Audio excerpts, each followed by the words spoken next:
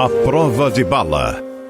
Olá, sejam todos muito bem-vindos ao A Prova de Bala. Eu sou Carla Albuquerque e trago hoje novamente o nosso querido amigo Christian Costa, doutor em psicologia forense e digo mais, um dos melhores criminal profilers que a gente tem aqui no nosso país. Seja bem-vindo, Christian. Muito obrigado pelas palavras e é um prazer estar aqui de volta no A Prova de Bala, Carla. E a gente vai trazer hoje para vocês um assunto muito importante, que é o banco de perfil criminal. E vamos analisar aqui, os criminosos sexuais. A gente vai tratar aqui de serial killers, a gente vai tratar de serial estupradores também e vai tratar dessa questão que é tão importante no nosso país, até porque o Dr. Christian, que está aqui do meu lado, vem fazendo um trabalho bastante interessante junto com ex-membros do FBI nos Estados Unidos. Então, Christian, eu queria, para a gente começar, eu acho que a gente tem que ir lá para trás. Quando a gente fala de serial killers, e na grande maioria das vezes eles não são só assassinos em série, eles carregam também outras caixinhas de crime como estupro, assalto, entre outras variedades criminais. A gente tem um que é vamos dizer, que é o número 1, Ele inaugurou o manicômio judiciário no Rio de Janeiro, que é o Febrônio, índio do Brasil. Por que ele foi um divisor de águas nessa área de perfil criminal? Carla, uma alegria estar aqui com você novamente, mas o tema é espinhudo. O tema traz reflexões porque falamos de violência. Toda vez que a gente fala de comportamento criminal, de serial killer, de criminosos em série, que são seriais em sua ampla maioria, a gente fala do sofrimento humano. Por trás de cada crime desse há uma pessoa, há um sofrimento, há uma família, há uma sociedade que tenta entender o que leva uma pessoa a destruir e mais, a torturar a outra até o último limite. Então você fala do Febrônio, então ele era um criminoso em série. E essa palavra em série é uma terminologia que foi construída, adaptada no FBI nos anos 70, nos anos 80, pelo Hegler, pelo John Douglas, pela Anne Burgess. Inclusive a doutora Anne Burgess é nossa parceira de pesquisas no CECRIM, para entendermos melhor a cabeça desses indivíduos que cometem crimes. E ali se inaugurou a terminologia serial killer, inclusive, que nós utilizamos hoje. Então, você traz esse referencial do perfilamento criminal com essa primeira personagem, mas uma personagem real, que é o Febrônio, que traz também a questão da imputabilidade e da inimputabilidade. O que é o indivíduo que comete crimes e tem plena consciência e autodeterminação, e aquele que age de maneira descontrolada, impulsiva, passiva de doença mental, que é o inimputável. Esse sim recebe uma medida de segurança e vai para um hospital de custódia e tratamento penitenciário, que são os antigos manicômios judiciários. E isso inaugura também uma problemática. Eu digo uma problemática no campo técnico-científico, porque houve o entendimento de que criminosos em série, em sua ampla maioria, seriam doentes mentais. Hoje sabemos, por dados internacionais, de pesquisas internacionais, que 90% dos serial killers são indivíduos com psicopatia, com transtorno da personalidade. E esse transtorno de personalidade não é uma doença, é uma maneira de ser e funcionar. É uma estrutura própria de funcionamento no mundo, com padrões muito específicos comportamentais. E esses, quando cometem crimes, lembrando que nem todo psicopata comete crime, mas quando comete crimes e crimes de homicídio, desenvolvem características que muitas vezes o elevam a uma outra categoria, que é do crime em série, do serial killer. É muito perverso, Christian? Eles são, mas a perversidade, ela tem uma natureza própria, porque temos que pensar no conceito de causar dor. Essa dor foi causada com que propósito, com qual motivação, qual o processo decisório desse indivíduo para usar uma corda, para usar uma arma de fogo, para usar uma faca, para afogar o outro, para colocar fogo no outro. Então, qual é o processo decisório? Por que ele agiu dessa maneira? Se nós olharmos na história, temos crimes muito parecidos, com modus operandi muito parecidos, com assinaturas muito parecidas. Então, é um questionamento do humano. O humano deve ser olhado na sua essência, na sua complexidade, não apenas no aspecto psicopatológico. Caso haja um aspecto psicopatológico, temos que observar e entender que foi a doença mental que ocasionou isso. Mas sabemos hoje, do ponto de vista da psicologia criminal, da psiquiatria forense, da criminologia moderna, que a ampla maioria desses casos, a esmagadora maioria desses casos, são indivíduos normais. E aí você pergunta, mas o indivíduo normal comete um crime dessa natureza, como um crime em série, homicídio em série, ou estupro em série? Sim, porque o ato de matar, o ato de estuprar, por mais que nos cause indignação, é um repertório humano. O repertório humano, essa palavra repertório comportamental humano, eu digo, insisto que é um termo mais adequado, porque quando você olha para a história, esses comportamentos se repetem e não eram patológicos. Obviamente que com o advento da tecnologia, da sociedade e das regras sociais, nós temos regras universais morais. Nós sabemos o que é certo e errado, o que devemos fazer, o que não deve. Mas nem todos os indivíduos se adaptam a essas regras universais, essas regras morais sociais, ou mesmo de um núcleo familiar. Eles elaboram as próprias regras. E esses indivíduos, ao longo das décadas, sendo estudados, muitos deles foram identificados como psicopatas, outros como transtorno da personalidade antissocial, mas mesmo entre eles, não são a maioria. Se você observar a psicopatia, epidemiologicamente, ela corresponde a apenas 1% da população geral. E nós temos no Brasil, por exemplo, quase 1 milhão de presos, são mais de 900 mil presos. Todos são psicopatas ali, todos que cometem crimes dessa natureza perversa, sádica, cruel, disfuncional, se equipara à psicopatia? Não. E essa é a grande questão que você falava no início do banco comportamental. Nós não temos um banco criminológico comportamental. Então, nós não sabemos efetivamente no Brasil, Carla, quem é um psicopata, quem é um criminoso em série, que obrigatoriamente não tem que ser um psicopata, ele pode ser um inimputável, ele pode ter um quadro delirante, não ser um esquizofrênico também, ou também pode ser. Então, nós temos desses criminosos em série um grupo muito grande de psicopatas, um grupo de indivíduos inimputáveis, e tem outros aqui dentro também. Então, ao longo da minha vida trabalhando na área forense, e esse ano faz 22 anos que eu atuo na área forense, eu desenvolvi um sistema didático chamado AMACRE, que é a avaliação do grau de maturidade criminal. E essa maturidade criminal é exatamente para entender a importância de formatar dados comportamentais. Às vezes a palavra banco de dados, as pessoas ouvem, tá, mas o que é um mapeamento, um banco de dados? Parece uma coisa estatística, puramente acadêmica, números, equações se somando, se dividindo, chegando a resultados específicos.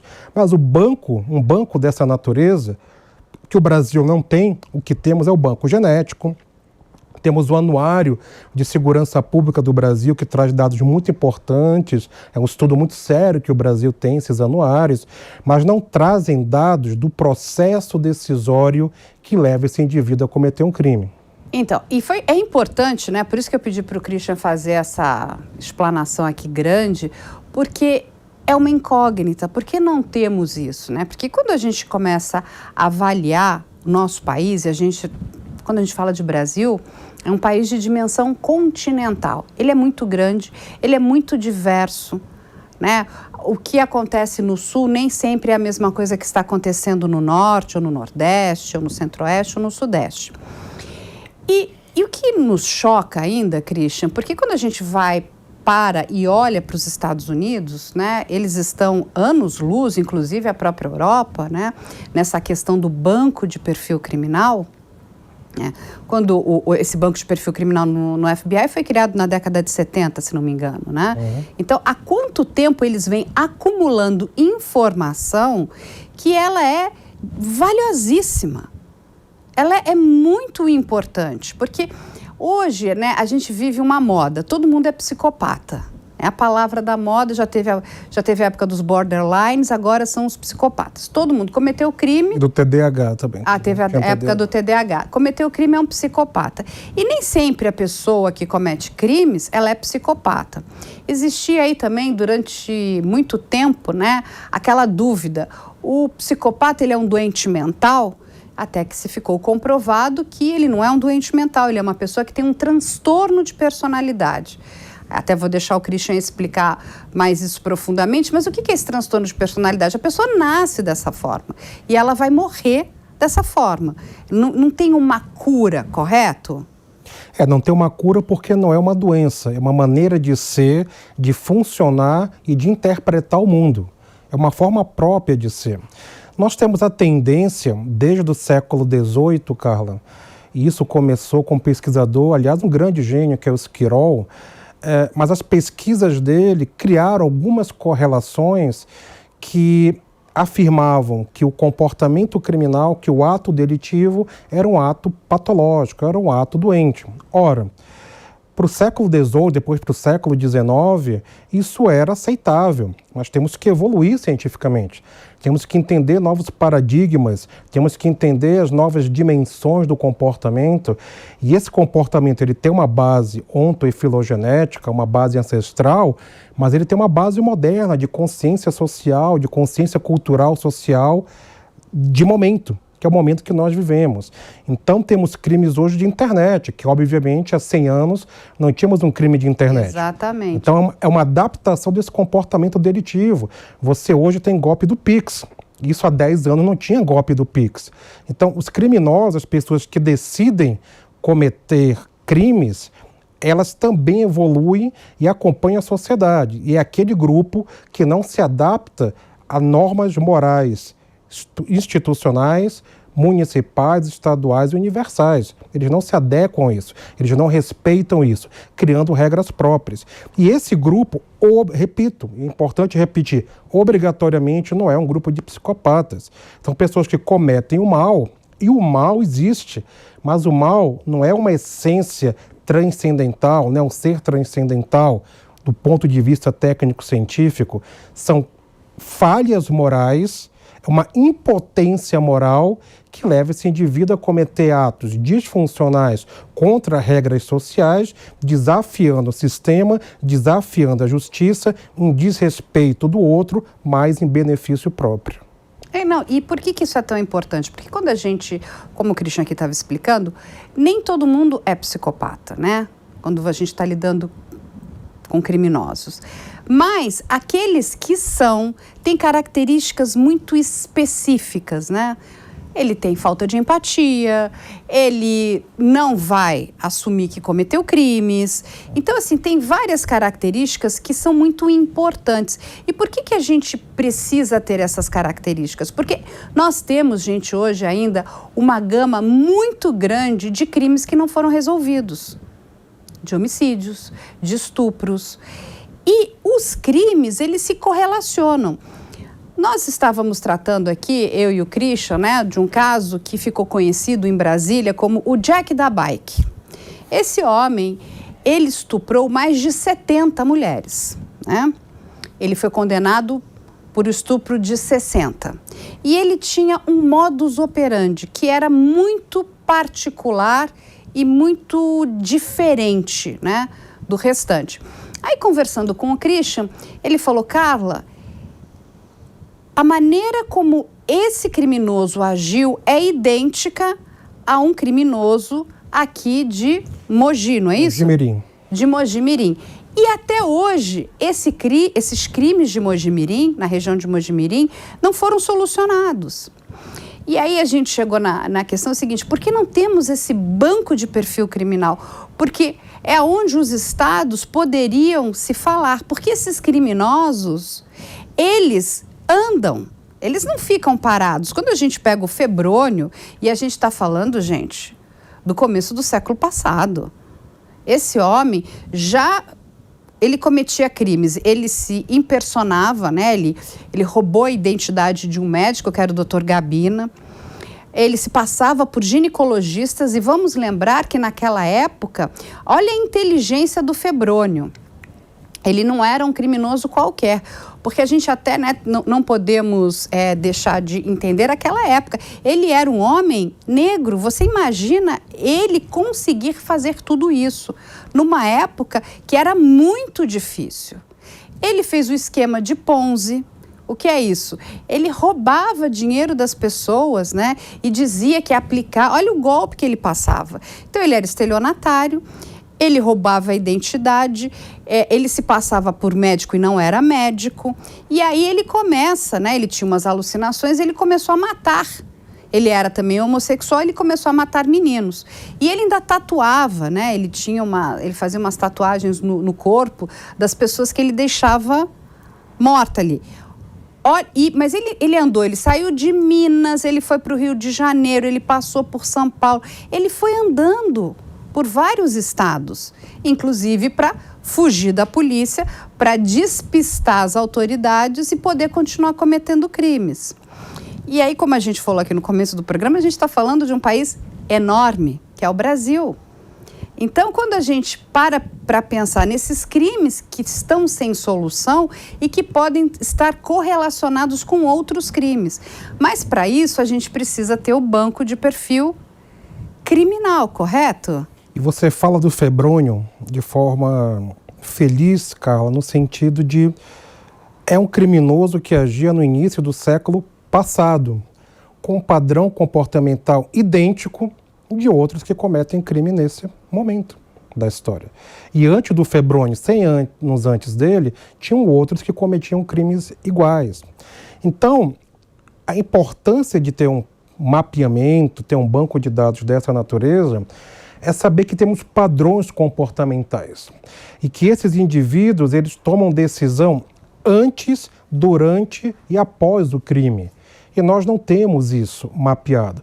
Mas é importante dizer, Carla, que ao longo dessas 2 décadas que eu atuo, eu percebo muitos profissionais excelentes fazendo trabalhos excepcionais no Brasil em termos de pesquisa, como eu vejo a resistência de muitos, principalmente ao falar de avaliação forense.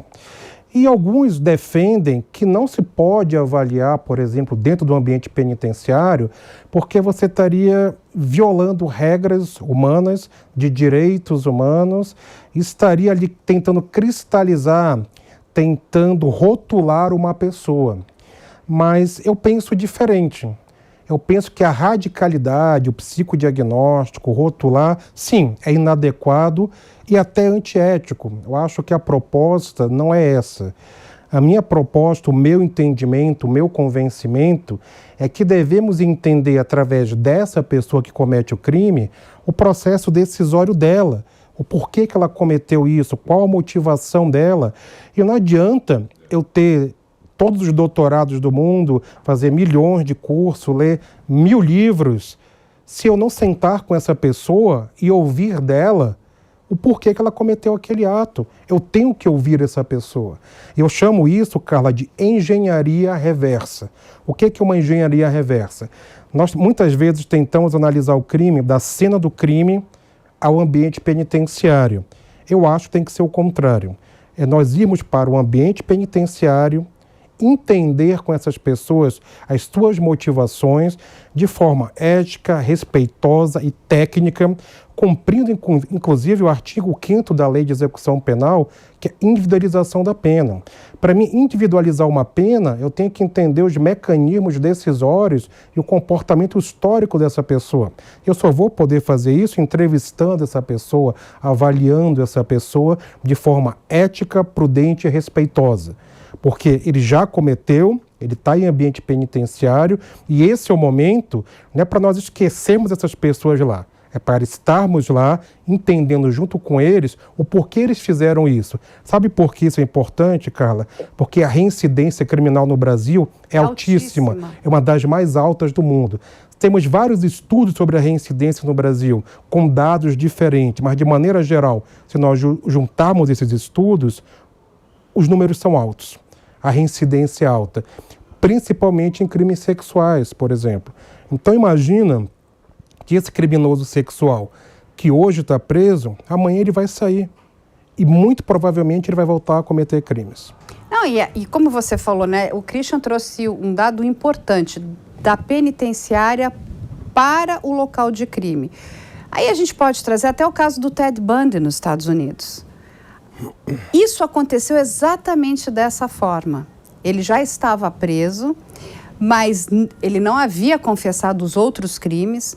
Nós tínhamos ali muitas vítimas, muitas mulheres que ele havia matado, mas isso só foi possível porque um perfilador ou um criminal profiler fez todo esse trabalho com ele dentro da penitenciária e aí conseguiu, né, fechar aquelas cenas de crime, inclusive para trazer um pouco de alívio para aquelas famílias, né? Porque, no mínimo, a família quer saber o que aconteceu e terminar aquela história, porque é muito duro, né, para uma família não saber quem foi o criminoso, o que aconteceu com aquela pessoa. É muito triste, essas pessoas elas vivem numa prisão perpétua, né? Porque eu sempre digo, né, o Brasil não tem prisão perpétua, né? Tem sim.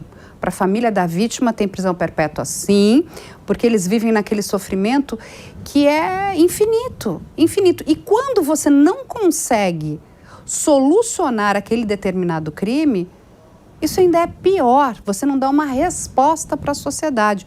Porque lembrando, né, um crime, ele precisa de duas respostas.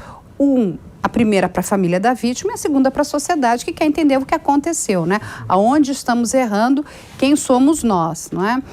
E aí, e é interessante porque, voltando nessa questão, né, da importância do perfil criminal, a gente tem um famoso, né? Ele ficou famoso, ele virou o nosso Dexter, né?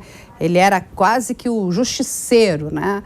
Que ficou conhecido como o Pedrinho Matador, né? E o que a gente... E ele foi condenado, gente, há 400 anos, né? E ele colocou na cesta dele aí mais de 71 assassinatos. Depois, fazendo uma pesquisa profunda ali, se descobre que ele era mais um mitômano do que um serial killer, correto? E aí, só que qual é o grande problema? Não existia um perfil do Pedrinho, correto? Exato. E isso me lembra, Carla, eu dou aula há muitos anos na área de psicologia criminal e sempre percorrendo o Brasil inteiro, porque o curso para mim também é uma divulgação científica. E se um dos meus alunos daquela época assistir esse programa, vai lembrar que lá no início dos anos 2000, eu já dizia que o Pedrinho, que se intitulava Pedrinho Matador, exagerava no número.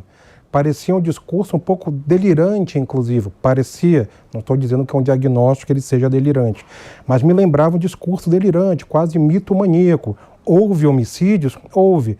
Mas nessa proporção, nesses números que ele relatava, isso eu sempre suspeitei, eu sempre achei estranho pela conectividade do que ele dizia que fez. E hoje, com o falecimento dele, com o assassinato dele, sabemos, começou a se investigar várias situações e se confirmando que pessoas e fatos que ele dava narrativas com início, meio e fim não eram verdadeiras. Então, ele é um caso de um indivíduo que trazia informações a mais, que cumpriu o que deveria no sistema, saiu e foi assassinado. Então, imagina, inclusive, a dificuldade de se descobrir quem cometeu isso pelo número de inimigos que ele fez. Não, e essa é uma loucura, né? Porque ele dizia, né, que tinha matado um determinado prefeito e esse prefeito foi morrer há pouco tempo atrás com 72 anos.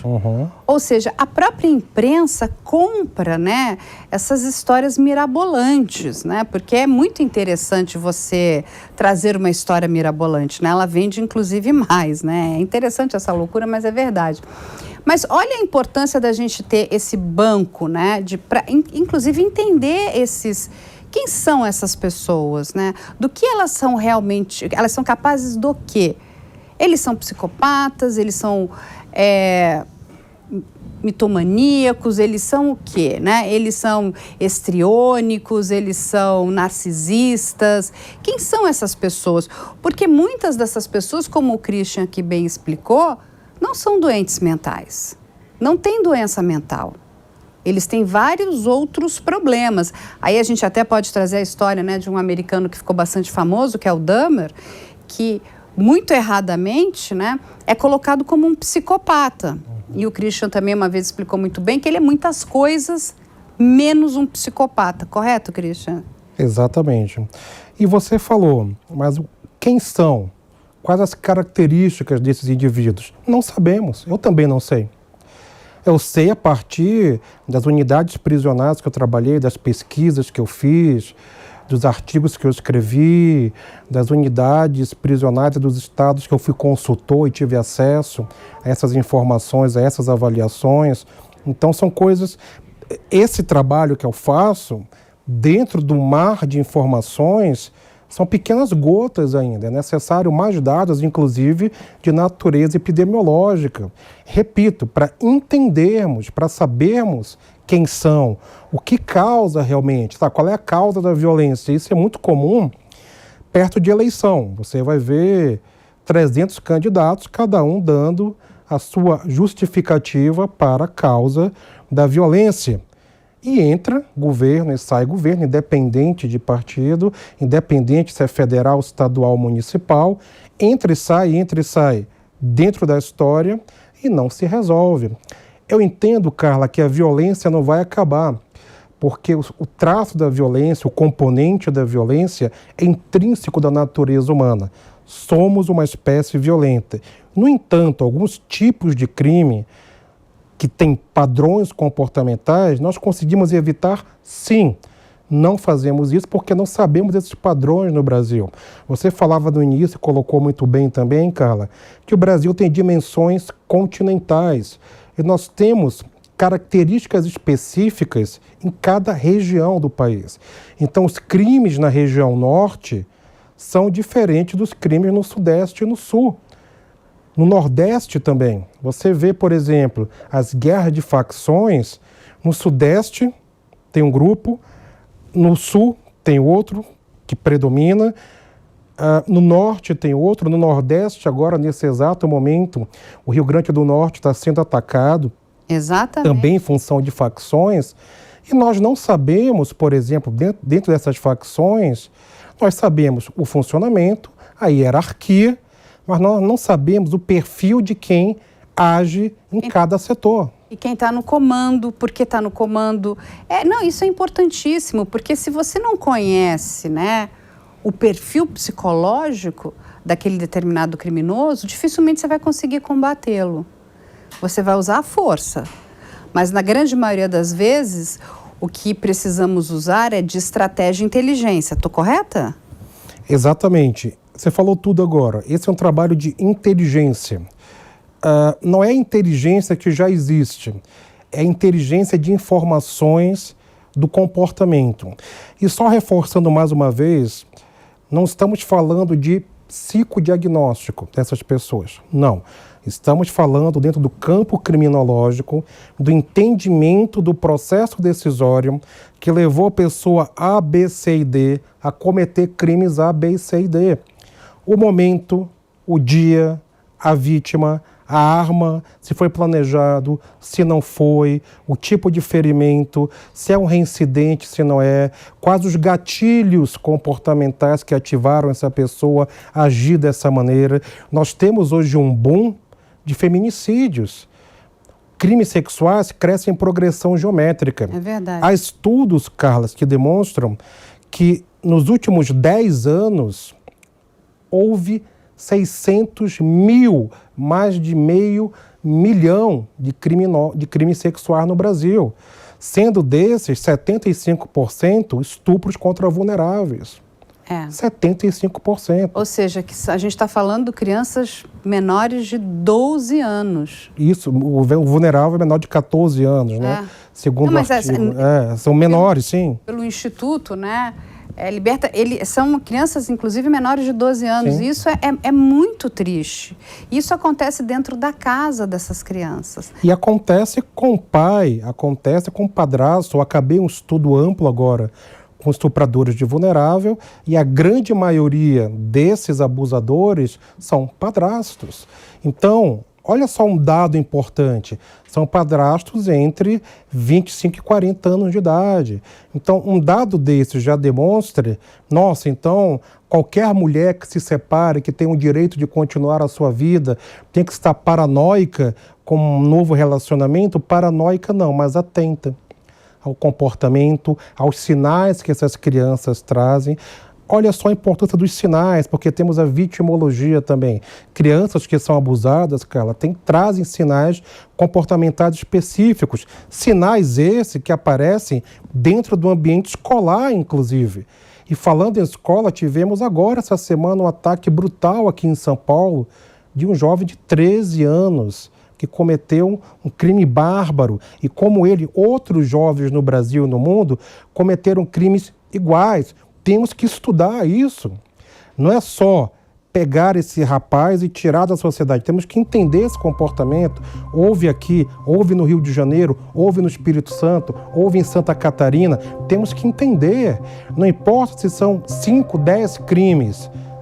São 5, 10 crimes dessa natureza hoje. Depois serão 100, 200, 300, com 100, 200 e 300 vítimas e famílias vitimizadas. Porque o que as pessoas precisam entender é que o crime cresce em progressão geométrica.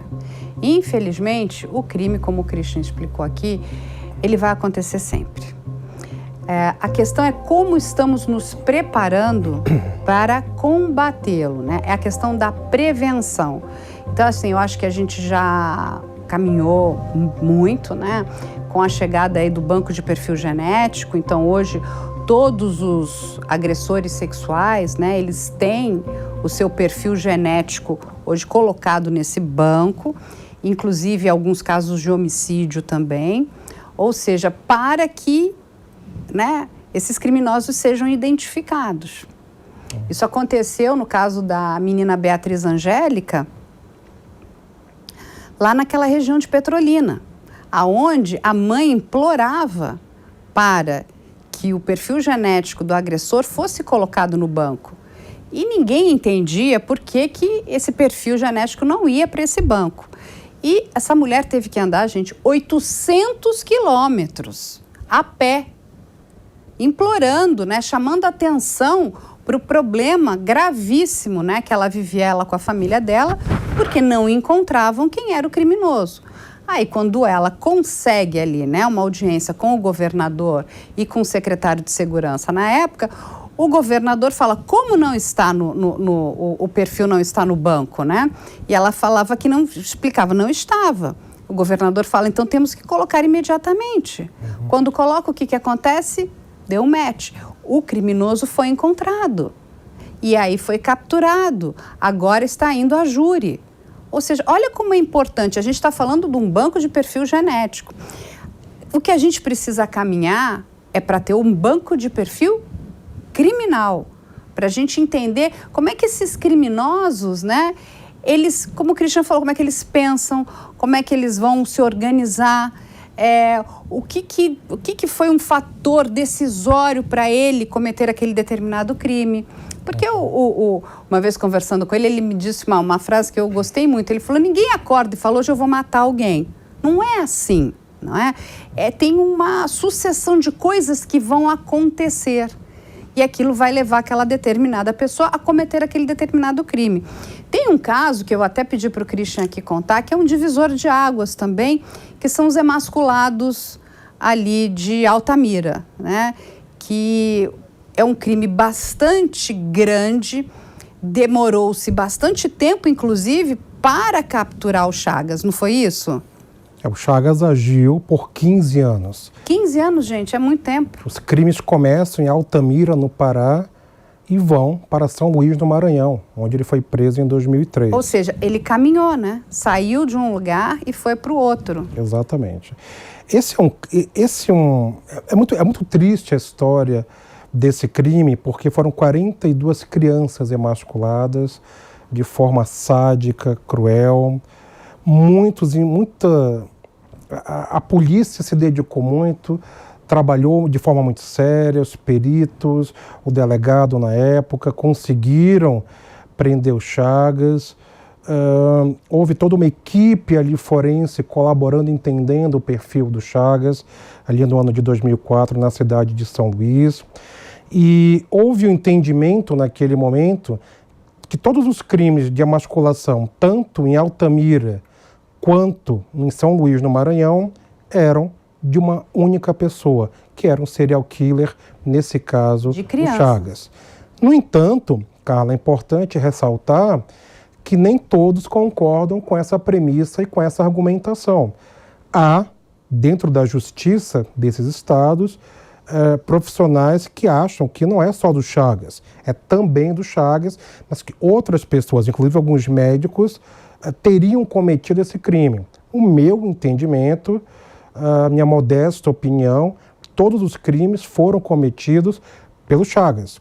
Ele confessa todos os crimes. Em um momento ele confessa tudo isso, depois ele nega, que é o padrão comportamental de criminosos em série.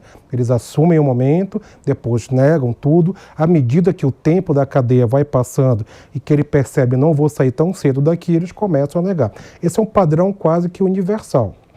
Então, com ele não foi diferente. Com outros criminosos em série no Brasil também, começa a avançar e dizer que não fizeram. Uns com mais intensidade do que outros, ele tem essa intensidade maior agora de dizer que não foi ele. Mas o tipo de crime do Chagas é muito parecido, a gente falando em perfilamento criminal, com o Garavito na Colômbia. O Garavito matou quase 200 crianças. E se o Chagas não fosse preso, ele também teria matado muito mais. Mas é importante esse número, ele atuou por 15 anos e não houve correlação. Depois que a polícia fez um excelente trabalho, conseguiu correlacionar. Então, nós precisamos olhar para o nosso dia a dia, para o nosso sistema de justiça, Carla, e dizer, olha, ok, aqui está funcionando. O que ajudaria a entendermos as etapas comportamentais e decisórias, por exemplo, de estupradores e homicidas? Ajudaria muito.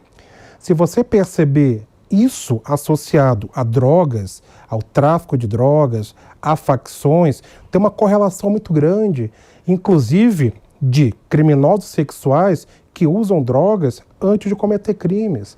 Isso está ligado a facções, porque é quem vende a droga.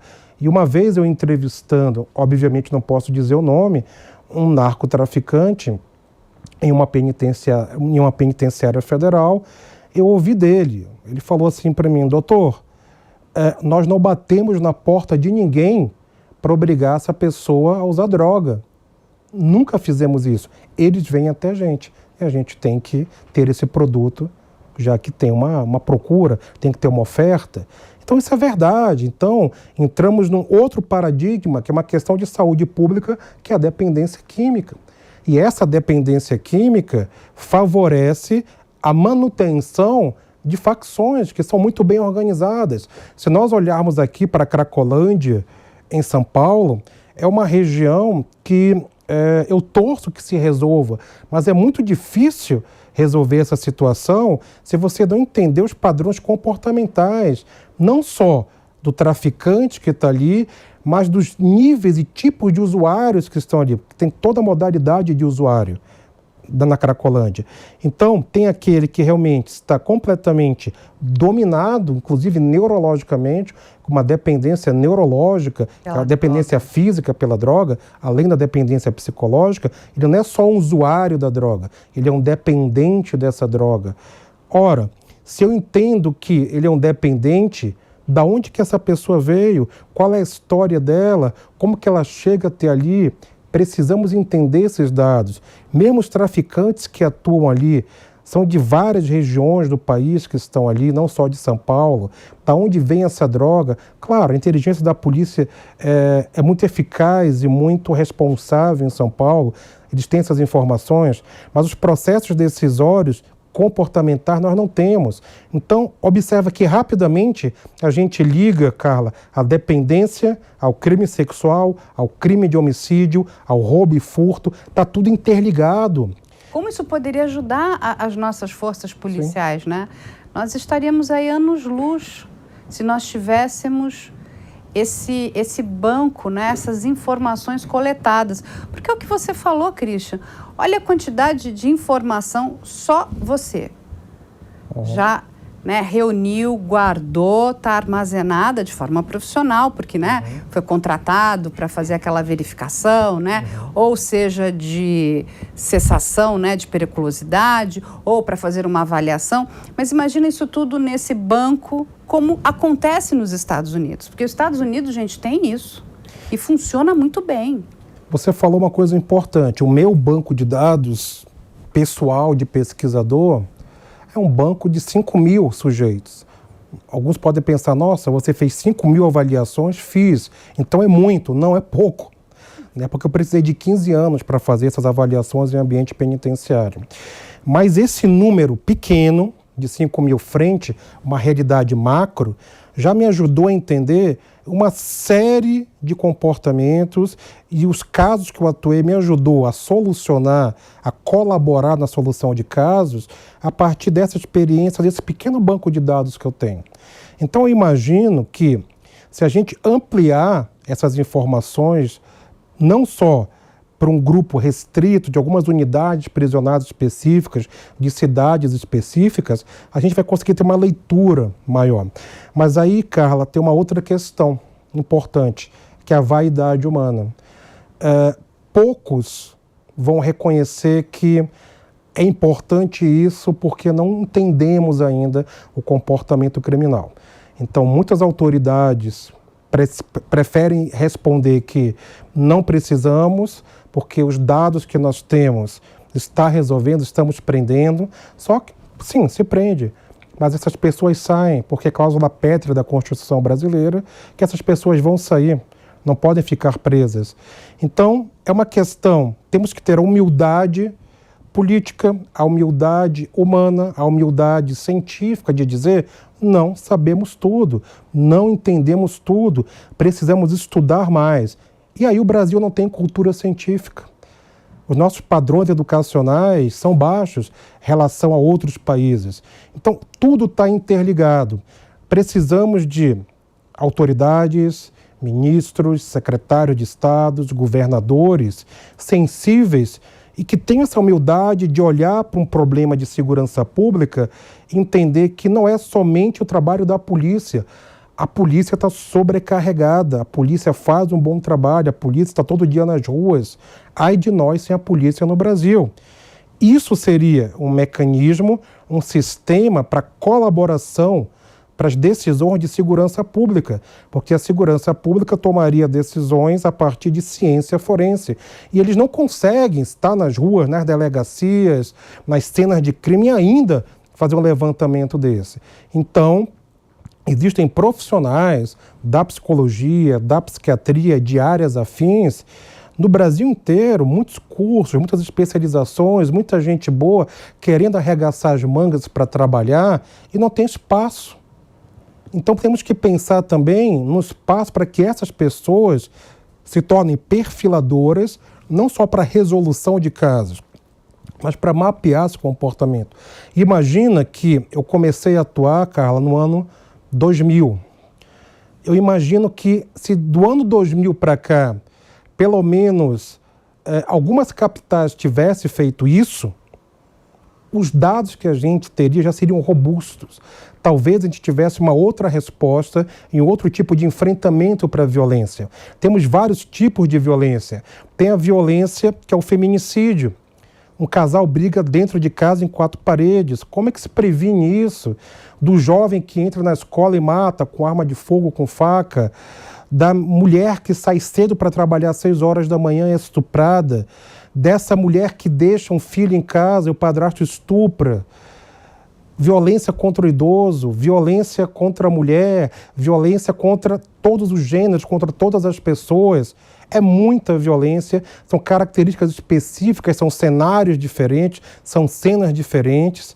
A própria questão das drogas. Então, a gente começa a falar de violência, de conexão de comportamento criminoso, e a gente se perde, inclusive, mesmo os pesquisadores nessa área, se perdem dentro dos números, dentro dos dados. Por quê?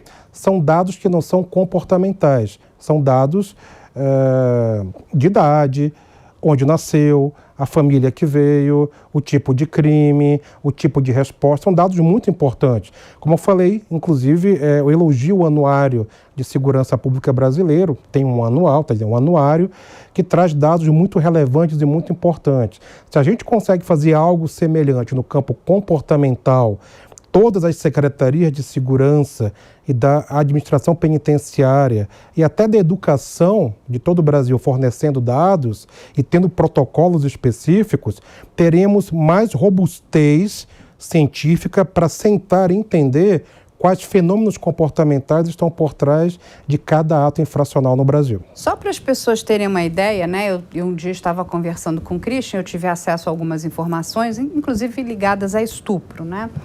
Que o número, né, o índice que é muito alto de estupros, por incrível que pareça, é na manhãzinha, entre 5 e 6 horas da manhã. Aí eu falei, nossa, mas que estranho, 5 e 6 horas da manhã, porque né, no nosso inconsciente, a gente acha que vai acontecer à noite, né? Lógico que também tem estupros à noite, mas o grande número está, né, nesse horário, que vamos dizer que é no amanhecer do dia. E eu me lembro que o Christian me falou, e tem um porquê. Porque é o pico de testosterona do homem, que acontece nesse determinado horário. Então, olha como essas informações todas são importantes, né? E elas precisam ser coletadas e elas precisam ser estudadas e analisadas. Porque, Christian, a gente vai ter aí daqui a pouco, né, um maníaco do parque sendo libertado. Quem não sabe, o maníaco do parque matou várias mulheres de forma muito cruel.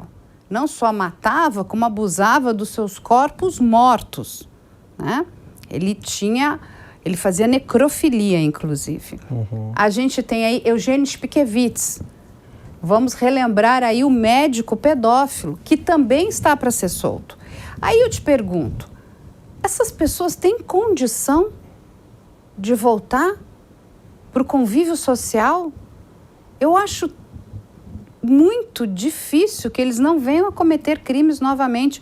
Porque quando a gente fala, né, de um predador sexual infantil, é lógico que na penitenciária ele vai ter um bom comportamento. Lá não tem criança. Então ele deve ser um santo ali dentro, né? Praticamente deve ser uma pessoa muito agradável. Quando a gente fala, né, de um criminoso sexual, se ele ataca mulheres, ele não convive numa penitenciária com mulheres. Ele vai conviver com outros presos homens. Então, ele não tem ali aquilo que é o gatilho para ele. Tô errada, Christian? Não, tá certíssima. Essa questão da testosterona, você bem lembrou, uma das linhas de estudo apontam esse pico elevado de testosterona no início da manhã.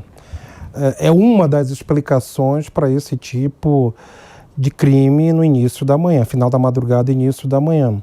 Para você ver, um dado solto no universo já ajuda. Então imagina se a gente tem um conjunto de dados mais robustos para entender tudo isso. E aí até fazer uma política pública, só desculpa te cortar, né? Qual é o horário que a polícia precisa atuar nesse crime, né? Desculpa, eu cortei seu pensamento. Não tem problema algum. E você falava também, Carla, essas pessoas, criminosos em série, inclusive de casos de repercussão, elas vão sair. Elas vão cumprir a sua pena e vão sair. Elas têm condições? Não sabemos, porque não há estudos. Não há um acompanhamento do egresso. Sabemos que muitos voltam a cometer crimes. Esses, especificamente, criminosos em série, voltam, não temos dados. Então, a gente tem que ter, repito, a palavra importante aqui se chama humildade. A humildade de entender que não temos todas as respostas, eu também não tenho, e precisamos nos debruçar e colher dados. Não é de forma antiética, desrespeitosa, violando algum direito dessas pessoas, em hipótese alguma. Eu atuei por quase 2 décadas em ambiente penitenciário e nunca desrespeitei uma pessoa que estava encarcerada, um interno, seja ele do gênero masculino ou feminino. Sempre foram tratados com toda dignidade, porque ali eles estão cumprindo e já foram julgados. Então, o papel do profissional da saúde, o psicólogo, o psiquiatra, é um outro papel que não é o papel do juiz, que não é o papel da polícia, que não é o papel do carcereiro. O nosso papel ali é outro. E mesmo dentro das atividades que nós chamamos no ambiente penitenciário, são poucos colegas psicólogos que atuam em ambiente penitenciário. Às vezes 1, 2 psicólogos, no máximo 3, para 2, 3, 4 mil presos. Ou seja, tem um déficit enorme. Não tem como fazer atendimento, fazer exames criminológicos, fazer um exame de entendimento, de perfilamento. Então, faltam profissionais também. Tem muita gente boa que quer atuar, muitos só conseguem entrar nesse ambiente através de concursos, mas por que não podemos fazer convênios com universidades? Nós temos aqui pessoas excepcionais na PUC, na Unifesp, na USP, na Unicamp, em outras universidades aqui de São Paulo, com gente muito boa na área forense, por exemplo, que podem compartilhar professores, estudantes que querem atuar, que querem espaço para atuar nessa área, que podem ajudar no tipo de avaliação como essa. Muita coisa dá para fazer, não só em São Paulo, no Brasil inteiro, Carla, mas precisa, repito, humildade para dizer, não consigo. E na hora que eu consigo dizer, não sabemos tudo, o que podemos fazer? Aí que entram as estratégias para esse tipo de entendimento do comportamento criminal. Não, sim, e que fique claro aqui, né, quando a gente, vamos voltar aqui, né, dos criminosos seriais sexuais, a gente também vale a pena a gente lembrar, né, do João de Deus, do Roger Abdulmanci. Olha só, se nós já tivéssemos, né, todo esse trabalho, de certa forma, organizado, quantas vítimas teriam sido poupadas? Porque esses homens ficaram anos cometendo crimes.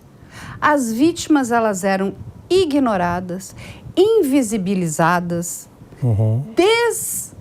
desacreditadas, porque elas eram descredibilizadas. É muito difícil para a vítima viver aquilo tudo. Tem a revitimização. Ou seja, e você não faz, né, um bom uso desse trabalho todo. É um absurdo. E é como a gente acabou de falar, olha o que está acontecendo, que acabou de acontecer essa semana numa escola, né, na Vila Sônia, aqui em São Paulo. Um menino de 13 anos, com sangue nos olhos, querendo matar professores e colegas.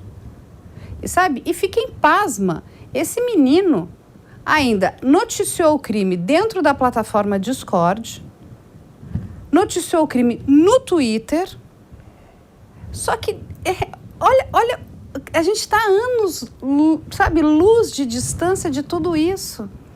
A gente precisa trabalhar com os profissionais dessa área de psicologia forense até para se preparar, né? Porque depois não adianta dizer, não, mas veja só, a escola fez um boletim de ocorrência do que o menino estava falando, né? Ou acho que ele estava mostrando umas imagens, portando armas.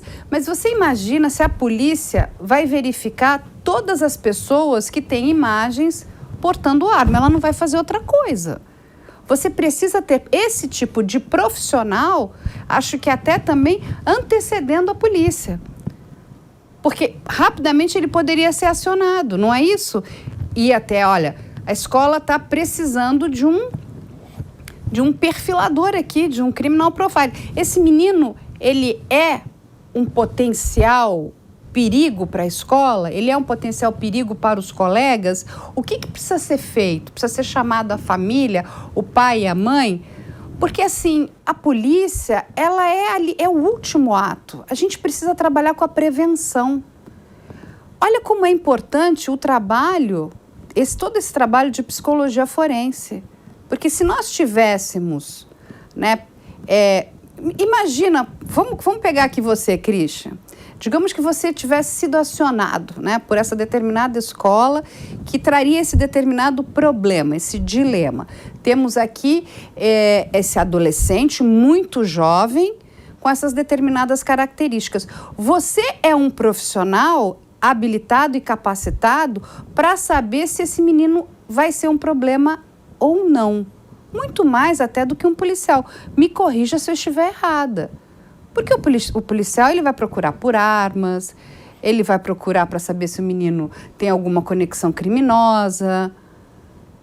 Mas pensar em crime ainda não é crime, correto? Exato. Isso é muito delicado. Isso gera muita discussão.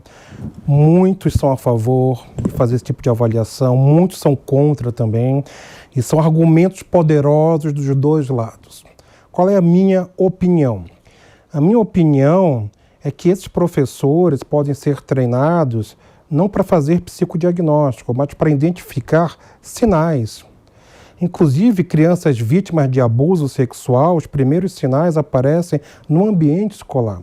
Então, os professores têm que estar atentos à mudança de comportamento, tipo de comportamentos agressivos, tipos de comportamentos impulsivos, o que está acontecendo em casa, o que está acontecendo com essa criança, o que aquele comportamento quer revelar. Às vezes, um comportamento agressivo é um pedido de ajuda. Então, esse garoto de 13 anos deu todos os sinais, inclusive, numa escola anterior havia um BO contra ele. Então, todo o cenário estava montado. De alguma maneira, não estou dizendo de forma intencional, mas foi negligenciado esses sinais, foi negligenciado essas informações comportamentais que esse garoto, esse adolescente emitiu. E ele avisou o que ele ia fazer, ele avisou antes de ir para a escola o que ele iria fazer. Então tinham outras pessoas sabendo e algumas até incentivando, né? Vai lá, dando like no tipo de informação que ele estava dando. Não sei se eles imaginaram que era uma brincadeira, que era mentira, que ele não faria isso realmente. Não importa, porque esse caso foi real. Em outros casos foram reais. Em futuros casos também serão reais. E esses sinais comportamentais, a gente tem que intervir, repito, Carla, para entender o que está acontecendo.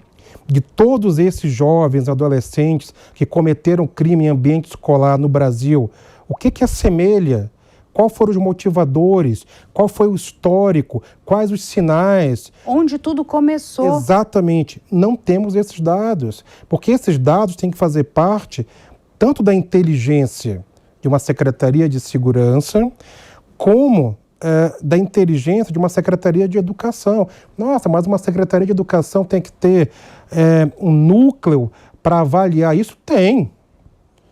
Por quê? Temos bullying, temos droga, temos violência e temos crimes sexuais em ambiente escolar. Temos que estar atentos. Lembrando, Carla, me perdoa te interromper só para concluir esse raciocínio. Não, só para te colocar mais um dado aí, ainda temos a questão da agressão contra os professores. Exato. E isso é muito sério também. E só para concluir esse raciocínio, a escola é reflexo da sociedade. A escola não é um ambiente A e a sociedade um ambiente B. A escola é reflexo disso. Então, os sinais comportamentais que essas crianças e adolescentes emitem no ambiente escolar são os sinais que estão emitindo em casa, em outro ambiente, ou reproduzindo ou projetando isso. Então, temos que entender para prevenir. Imagina que a gente faça um banco de dados com 100% das 200 milhões de pessoas no Brasil. Vamos parar o crime? Não. Mas vamos diminuir muito a reincidência criminal, níveis de violência e entender sinais para intervir antes que tragédias aconteçam. Então, aí fica aí o nosso recado. Precisamos, assim, urgentemente desse banco de perfil criminal, inclusive para ajudar a sociedade, ajudar os nossos jovens, né? Ajudar as escolas, né? Porque o que se viveu essa semana foi muito triste. Fica aqui, né, o nosso grande pesar a essa professora Elizabeth, de 71 anos, que dedicou a vida inteira para educar e morreu ali de forma muito triste. Parabéns para outra professora que foi de uma coragem ímpar, né, para desarmar aquele menino, né?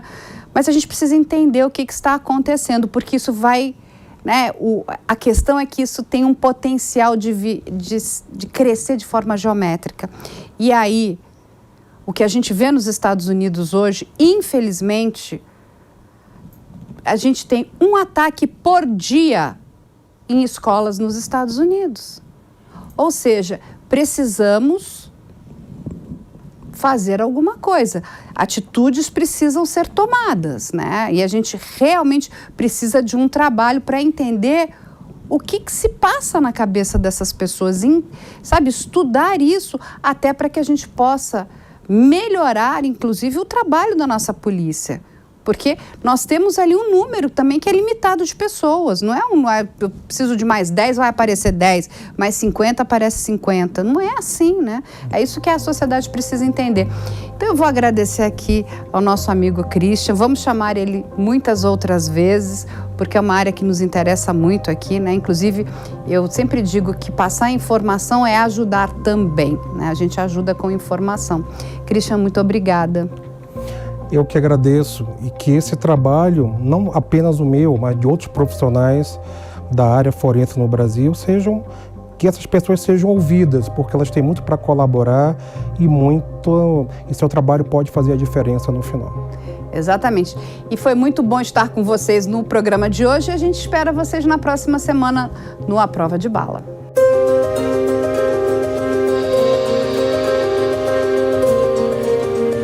A Prova de Bala. A opinião dos nossos comentaristas não reflete necessariamente a opinião do Grupo Jovem Pan de Comunicação. Realização Jovem Pan News.